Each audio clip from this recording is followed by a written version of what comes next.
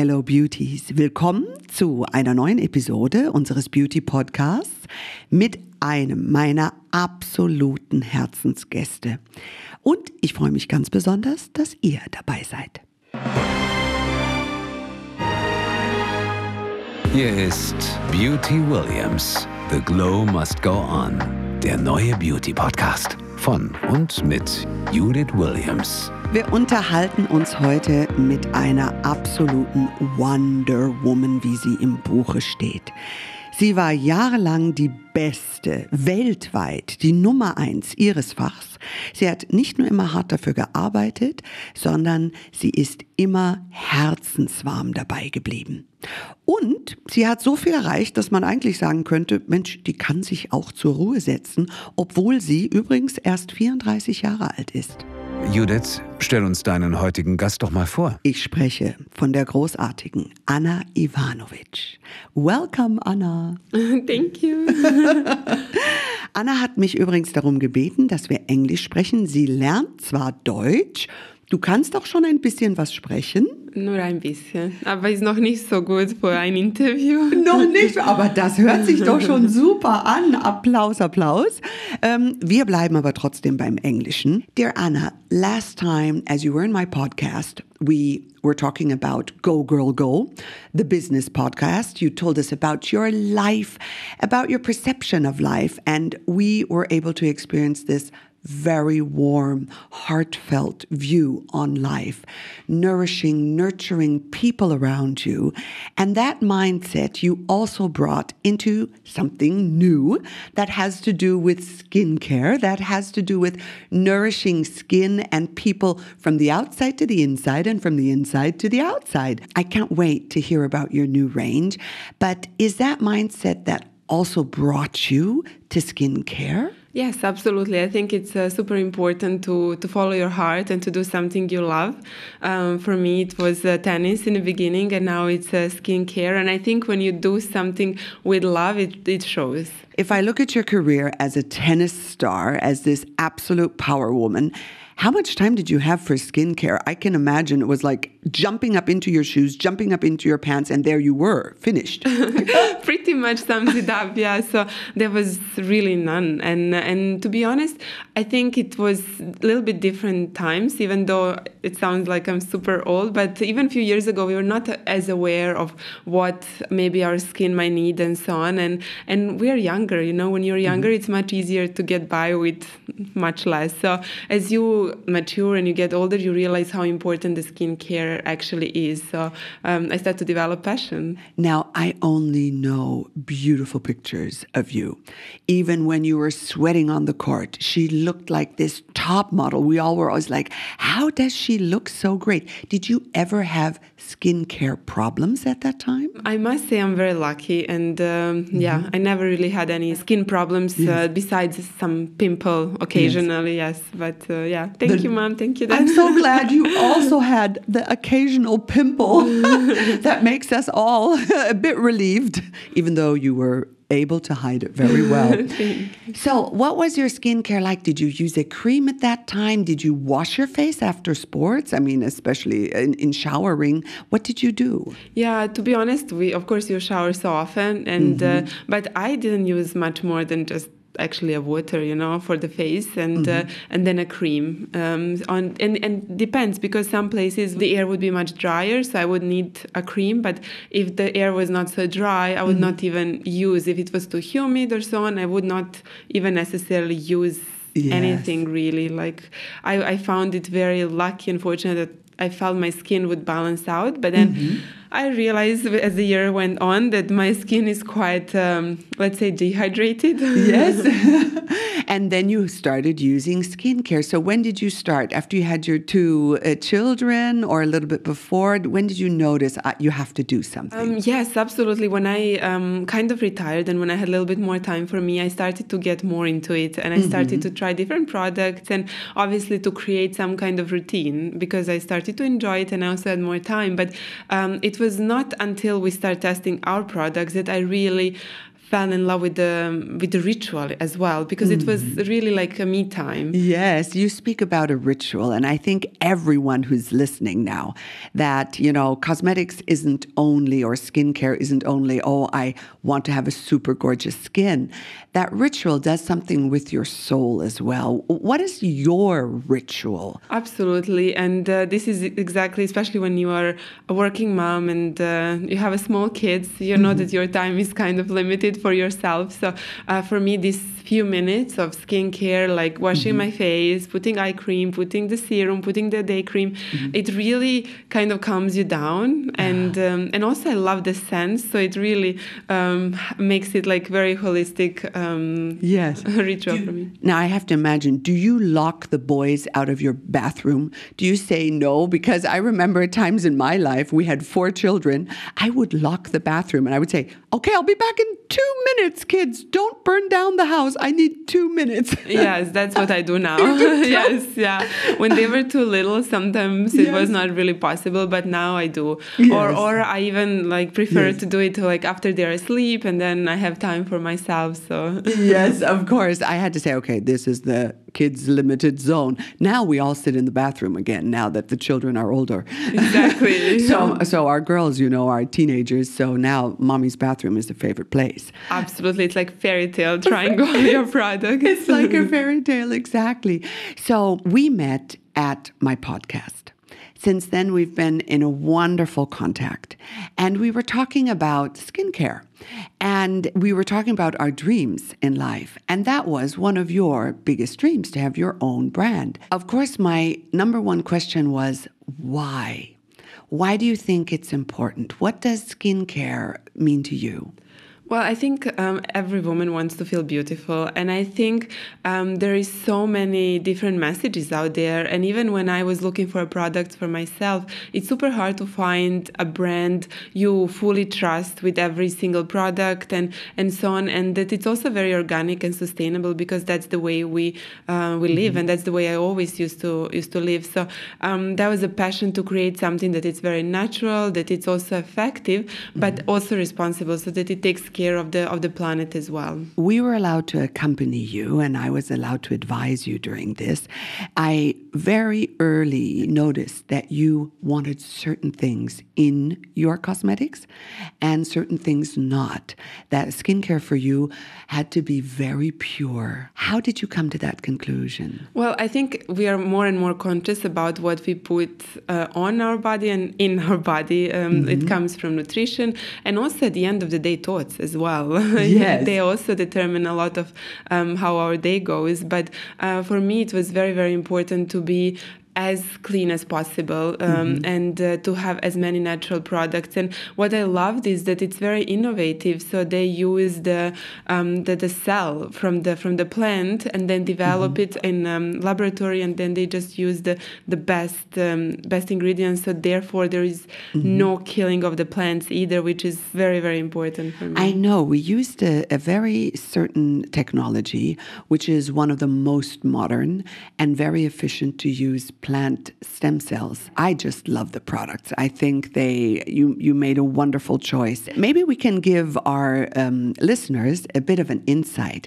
So what happens in the lab? Products are created. They are sent to you. Yes. And how was it for you to open the package? Did you open the package, or did Basti open the package and say, what is this? Are these creams? What's going on? No, he was just asking when it's coming more. Really? He liked them? He was testing them as well with me. But that's, I think that was in a way the most exciting part. And of course the fine tuning, it's a lot of work. And as you know, the pharmacists are doing amazing job, and they are really like perfectionist in this sense. So it was really amazing to find the textures I love, to find the smell I love, and to find something that really works. Because at the end of the day, you have something that is super nice and organic, but might not work. And this was one of the fears I had, when we started on this journey, is if it's really going to work, because you have these doubts. But I must say what they created has been really amazing. Yes, and one of the favorite products of mine is your Reinigungspuder. Mine too.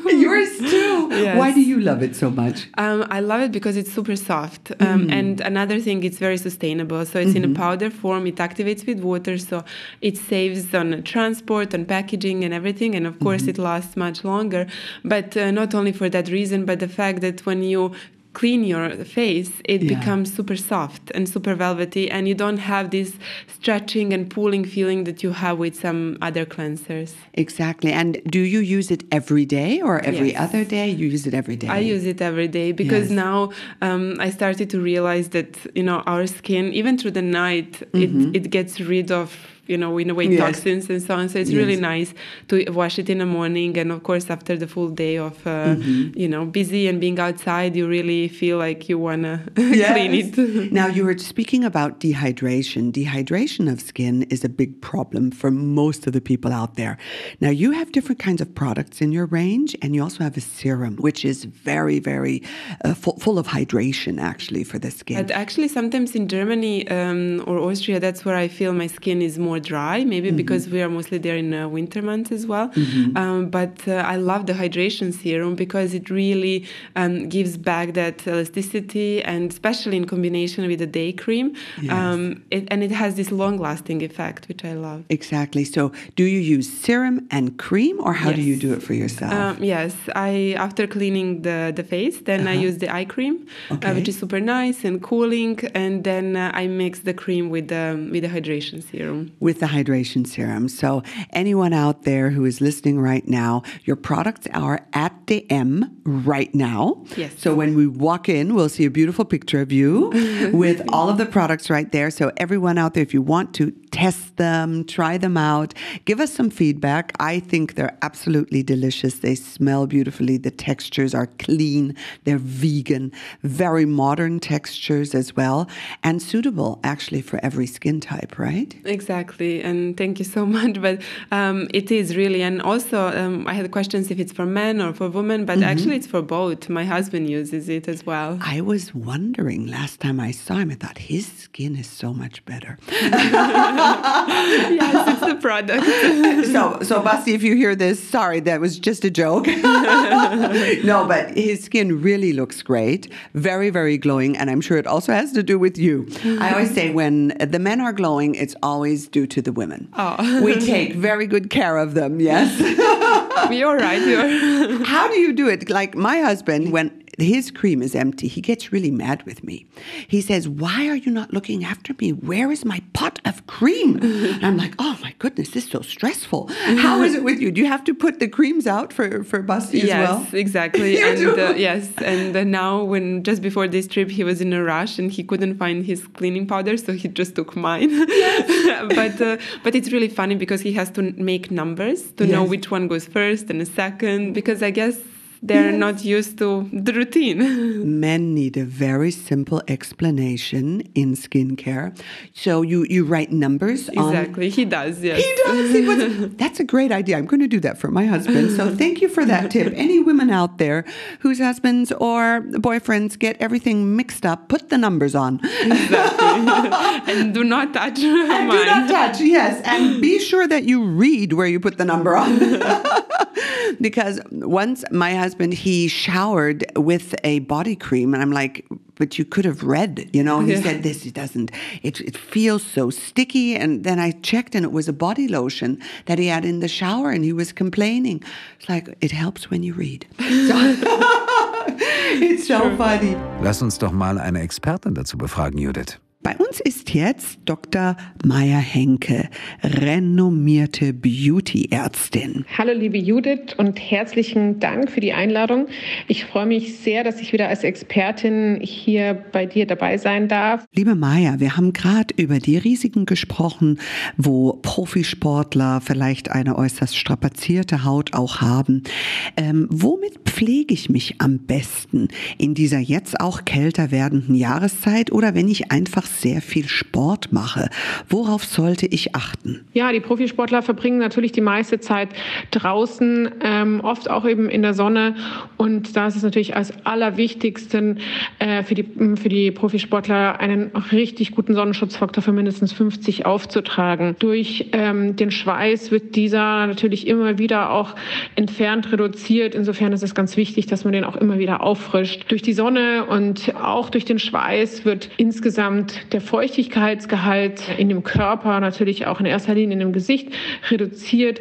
Deswegen ist es wichtig, dass man eine hohen feuchtigkeitshaltige Creme aufträgt, die auch am besten mit Vitaminen angereichert wird, damit man also die Hautbarriere, den Säureschutzmantel wieder verbessert und die Haut insgesamt stark macht gegen die ganzen äußeren Umwelteinflüsse. Im Winter ist es natürlich so, dass die Kälte dazu führt, dass die Haut weniger Feuchtigkeit speichern kann. Selbst die Talgproduktion wird bei Temperaturen um den Nullpunkt immer weiter zurückgefahren und stellt sich sogar teilweise komplett ein, sodass der Haut wirklich an Feuchtigkeit und Fett fehlt. Das wiederum führt auch natürlich zu unangenehmen Trockenheitsgefühlen, unter anderem sogar Juckreiz, und es kann wirklich kleine Hautrisse entstehen. Wichtig ist natürlich jetzt hier im Winter, dass man auf sanfte Reinigungsprodukte zurückgreift, also am besten ohne Alkohol, um weitere Stressfaktoren für die Haut zu minimieren. Nichtsdestotrotz, Reinigung ist wichtig, gerade bei Sportlern, die natürlich Schweiß und Umweltschmutze im Gesicht tragen, muss das unbedingt gereinigt werden. Anschließend, gerade im Winter, empfehle ich wirklich feuchtigkeitsspendende Produkte für trockene Haut zu verwenden und das Gesicht zu verwöhnen. Wenn es geht, sogar mehrfach am Tag eincremen. Wichtig ist auch eben eine reichhaltige Creme zu nehmen, die eben auch ein bisschen dieses Fett der Haut zurückgibt, was wir ja vorhin schon besprochen haben, dass die Talgproduktion ganz runtergeschraubt wird im Winter durch diese Kälte. Und da brauchen wir natürlich nicht nur die Feuchtigkeit, sondern eben auch das Fett. Welche Körperstellen und Hautbereiche vergessen wir am meisten? Wo pflegen wir zu wenig? Ja, meistens wird natürlich der Rücken vergessen. Die Arme werden auch meistens vergessen, aber eben im Rückenbereich, und Nackenbereich, wenn man da nicht gut hinkommt. Man muss einfach mal so ein bisschen vorausschauen und schauen, dass auch die Arme einfach im Alter altern in Form von Pigmentflecken, Leberflecken und so weiter, die uns dann, wenn wir 60, 70 sind, sicherlich stören werden. Natürlich auch einfach ein hohes Krebsrisiko darstellt, wenn man die nicht schützt. Deswegen empfehle ich einfach auch da immer einen guten Sonnenschutz zu tragen, um lange gesund zu bleiben und jung und frisch.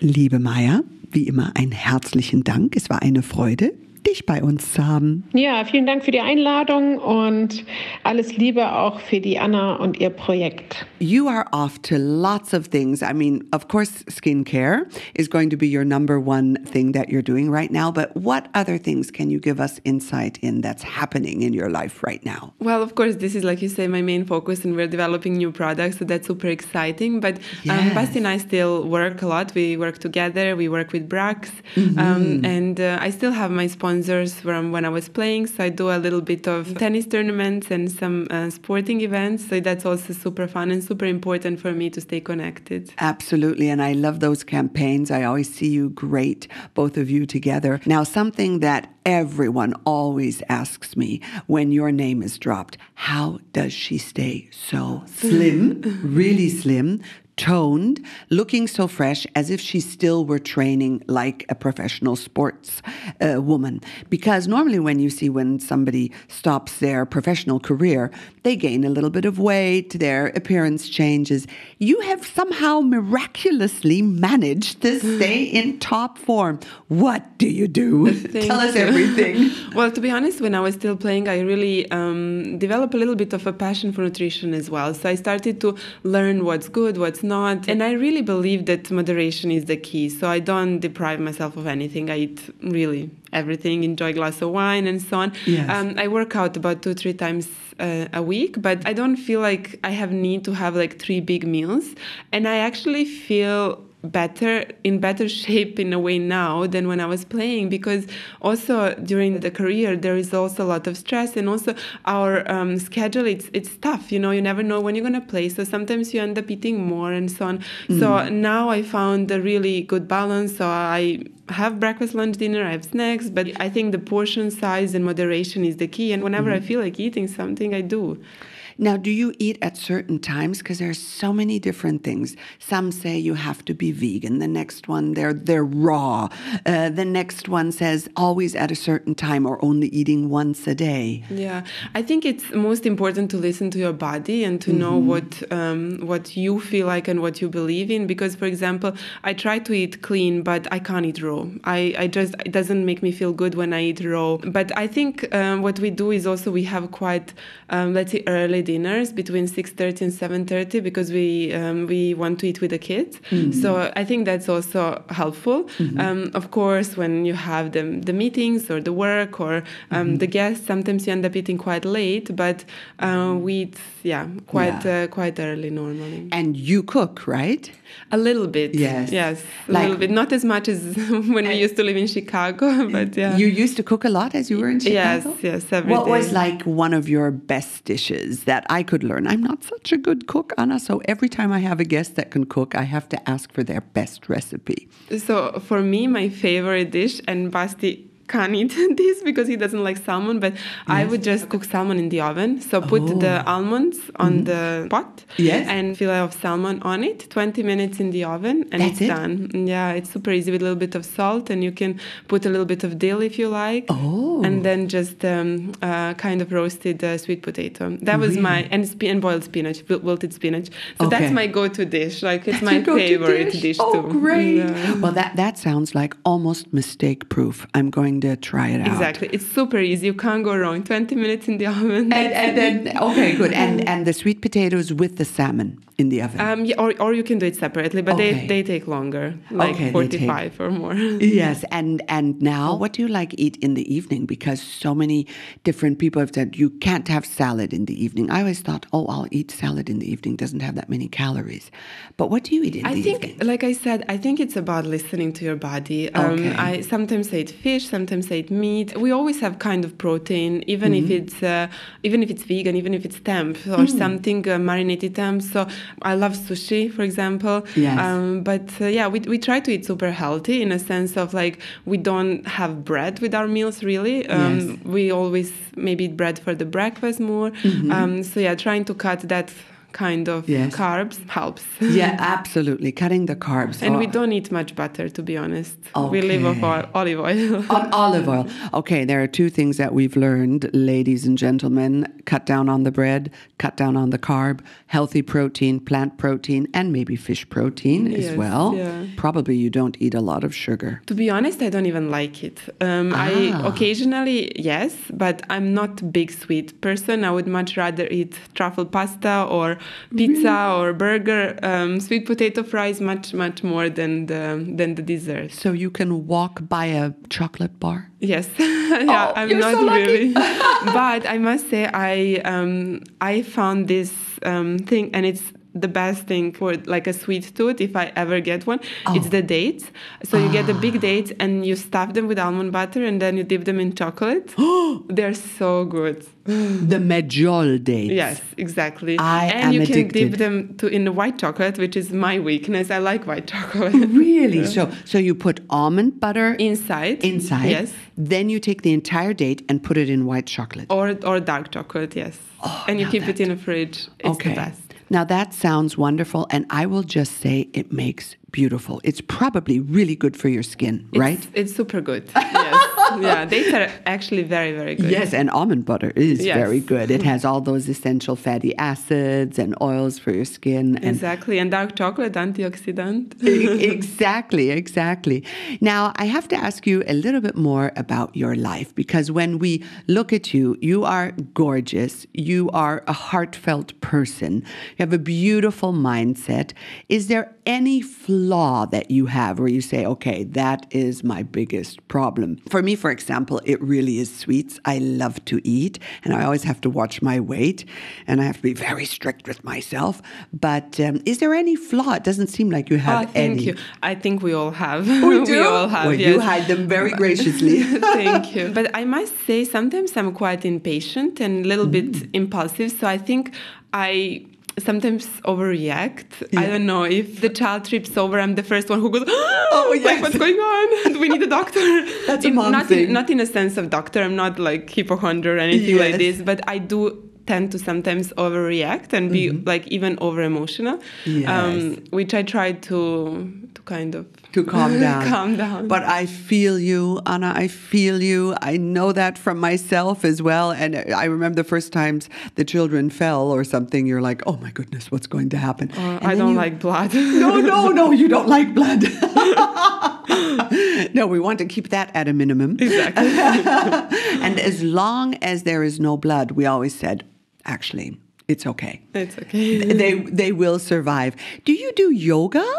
A little bit, not as much as I would like to. I would like to have more time to do yoga and meditation, but I kind of got away from it a little bit. I used to do it more, but I have to get back. So you're almost off back home, but one last question.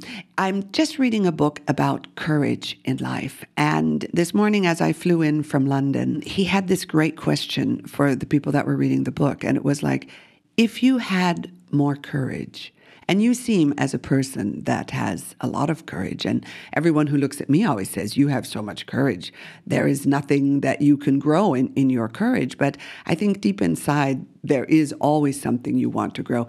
If you had more courage, would there be anything else except from the beautiful things you've built, this gorgeous skincare brand that you've built? Is there anything else you would do in life? Probably yes. I think for me personally, if I had a little bit more courage, I would talk more publicly. I am a really shy person, and I don't really feel comfortable talking so much in front of the people, but at the same time I have this passion to share my story and to kind of inspire young people or teenagers to follow their own passion. Ana, that's our next project. I have goosebumps because I was allowed to accompany you through this cosmetic project, and it was a joy to work with you. And you know I believe in empowering women, and your story is so unique. You need to tell it. If I can help you with that anytime, because I'm sure there's a great speaker in you. Thank you so much, Judith. It was a pleasure having you here, and I hope we'll see each other very, very soon. So what's in your luggage? Probably lots of cosmetics, taking them back home. Exactly. In hand luggage, as much as I can. As much as you can. And good luck with the range. And for everyone out there who's listening, stop by DM and try it out. But you also have a website, yes. Ana Ivanović. You'll find her online, and you can order all the products online as well. Exactly. Thank you so much, Judith. It's been great talking to you as always. As always. Danke, Judith. Ich würde sagen, dann bis zum nächsten Mal. Mehr zum Podcast und zu Judith Williams findet ihr auf judithwilliams.com. Beauty Williams. The Glow Must Go On. Ein Podcast von All Ears on You.